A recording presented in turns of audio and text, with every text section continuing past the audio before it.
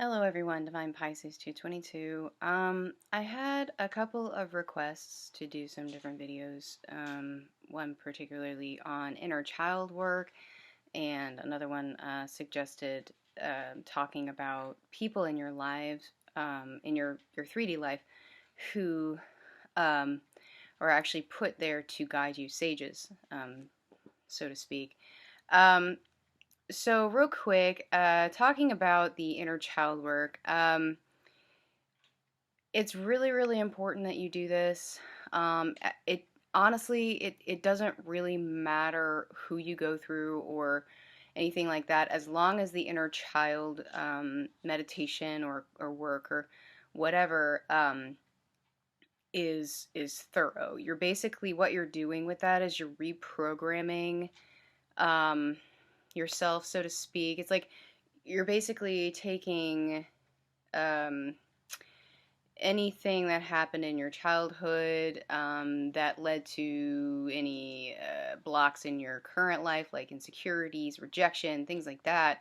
You're taking those memories, those triggers, and you're turning them into something positive. So it's like you're almost, I guess, going back in time to change the experience. Now, you can't actually change the experience, but what you can do is you can change the emotional response to that experience. Instead of making it a negative thing, you turn it into a positive, right? Um, so I am going to probably link a couple of meditations that I use from YouTube specifically in the description box for you guys. I also recommend checking out Jupiter 1111. Actually sells a package that includes inner child work. It has a lot of other stuff too, chakra clearings, readings. Uh, anyway, she calls it the GYM, or the gym package, the Get Your Masculine package, right? Um, but it comes with inner child work done by Sophia Charles, who, if you've ever checked out Sophia's um, work, she's really, really good. And so, you can do that. It comes with a bunch of other stuff, but if you're looking for, stuff that you don't have to spend money on, I'll link some stuff in the description box for you guys, stuff that I use as well. Um, but yeah, it's really important that you do that, because a lot of the blocks that you encounter as an adult really do have to do with your inner child. Like, and I didn't realize that. I thought it was just woo woo, and I was like, okay, I know what my issues are. Like, I know that I have issues with rejection. I know I have issues with inadequacies, and that sort of thing. But then I started doing the actual work, because I was like, all right, well, I'll give it a try and see if it helps. And there were a lot of other things that surfaced for me. And it was really, really intense and very painful, yes, but I will say that I am seeing a dramatic difference in myself, just in general. So, definitely recommend doing that, you guys. And I am trying to figure out some other things I'm trying to do with this channel. I am a musician. I am a singer. I really want to eventually offer meditation music, channelings. I light language sort of things I've been doing actually in my own life that I would like to share with the collective eventually. Just kind of have to figure out how to do that for you guys. But if you have any suggestions on what you'd like to see with that specifically, chakra clearings or whatever, let me know in the comments, or you can email me, whatever's easier for you guys, because I would like to offer something. I'm just not really quite sure what the collective specifically wants or needs at this point. So I'm trying to figure out a place to start. So if you guys could help me out with that, that'd be great. All right, so also I want to talk about, I was just going to do this all in one video, people in your life that are put there strategically in your soul group to actually help you and your twin come into union. Now, I've actually had a few people in mind. One specific um, mutual friend, so to speak. And I didn't realize this was the case until I obviously woke up to the twin flame journey. I didn't really realize what she was that she was actually there for that. And it came to me later. And then there's someone else. There's another one who it really didn't click for me at all. I didn't see this one coming. I was just like, okay. It was told to me in a dream, actually. A couple of dreams, actually. And it's like, at this point, I'm really just kind of going with my gut. And there it goes again. That one started skipping at 5:44, so I don't know. Anyway, so yeah, I didn't see this one coming at all.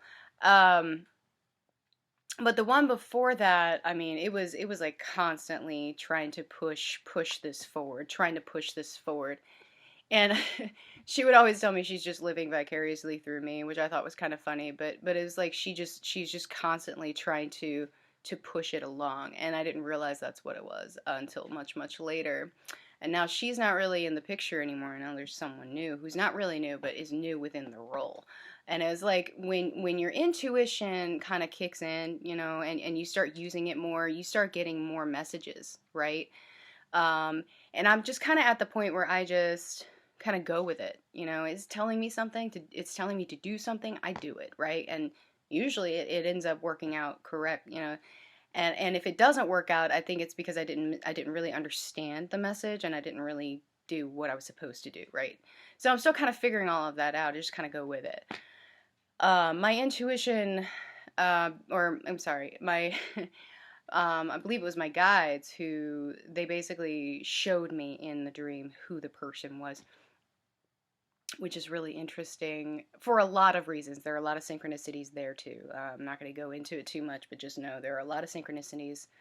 And I've just gotten to the point where I'm actually communicating with this person as I get messages from spirit. I remember telling them, I was like, so I'm not really quite sure why I'm supposed to tell you this stuff, but I'm going to go ahead and tell you. Here it is, blah, blah, blah, blah, you know? And then she was kind of like, interesting. And I'm like, yeah, right, okay. So I'm just kind of going with it. And I will say, last night I did have a dream. It was very, very interesting. It was, it's so weird. I was in like a group, okay, but it was really only like 4 people, right? And it was like a twin flame support group, I guess, kind of like the AA. Like, hi, my name is Sasha, and I'm a twin flame, kind of a thing. Hi, Sasha.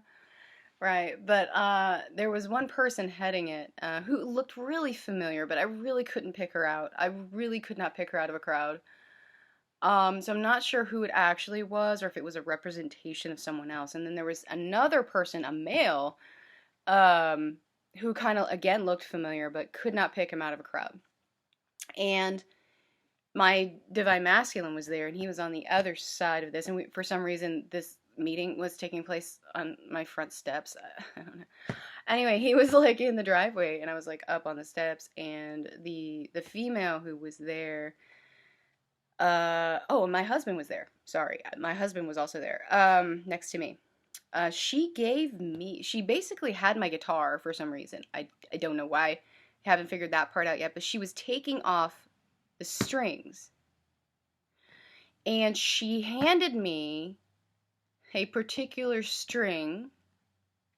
The letter of the string is the first letter of my divine masculine's first name. And there are a lot of synchronicities with that letter in my life. And I just kind of clicked with that. There are a lot of this letter in my life. Very interesting. And she handed it to me, and I was like, all right. And she was like, go upstairs and get the matching one. Okay, so I left everybody outside, went upstairs, got the matching one, came back down, matching string, came back down, my divine masculine was gone. And I asked her, I said, where did he go? She said, well, he's not quite ready yet. I was like, okay. She was like, You're ready. You're in your surrender state. You are good to go. Or you're getting there. And she's like, at least he showed up. He's starting to show up. He's starting to understand, but he needs a break. I was like, all right. And then later, it kind of flashed to like almost like remote viewing. I was viewing my divine masculine talking to someone. Don't know who it was. Maybe it was Source. I don't know.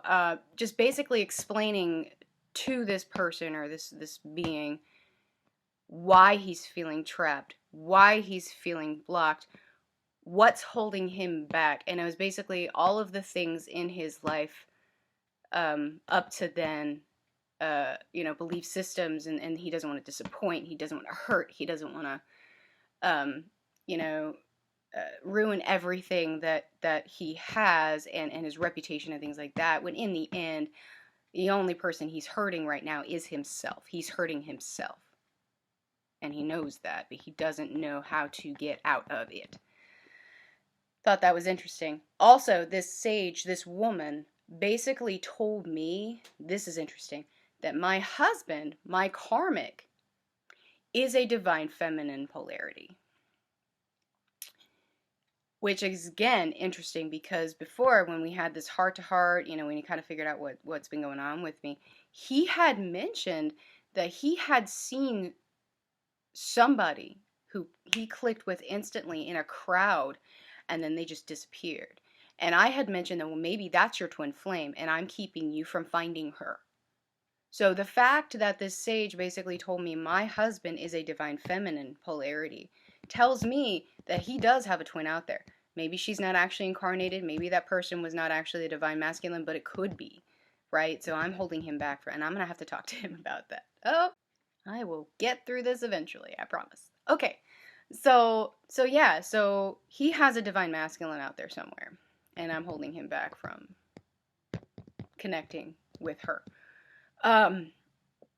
So this just illustrates to me, again, the importance of talking about the sages, because, I didn't really think about it that much until recently, and then someone mentioned I should do a video on that, and then I had this dream about the sage, so reevaluate some things in your life. Of course, there's going to be people in your life that are trying to keep you from union, but there are people in your life who are actually there to assist you with union. Could be another twin flame. It could be, just someone in your soul group, a soul mate, so to speak.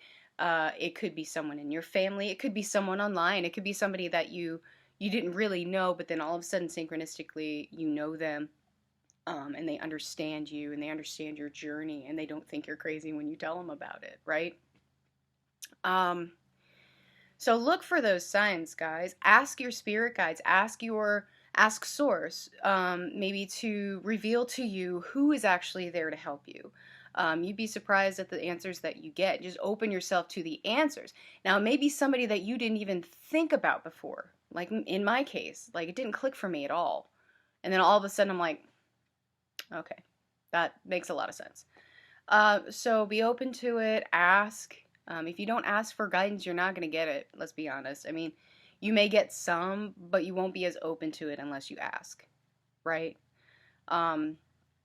So yeah, I just wanted to share that with you guys. I really hope this has helped. If you have any questions, you can always email me or ask in the comments. I really enjoy discussion. If you guys have met your sage, or if you think you know who your sage is, let me know in the comments. I think that's incredibly interesting. I really want to know.